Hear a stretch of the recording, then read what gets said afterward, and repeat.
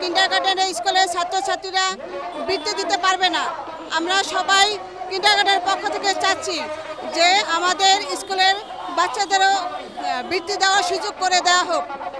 আমরা মনে করি একটা কিন্ডারগার্টেন স্কুলের বাচ্চার সাথে যদি সরকারি স্কুলের বাচ্চাদের সাথে কম্পেয়ার করা হয়, তাহলে একটা ক্লাস 3 এর বাচ্চার সাথে গভর্নমেন্ট স্কুলের একটা হাই স্কুলের বাচ্চাও পড়াশোনায় কম্পিটিশনে তারা আসবে না।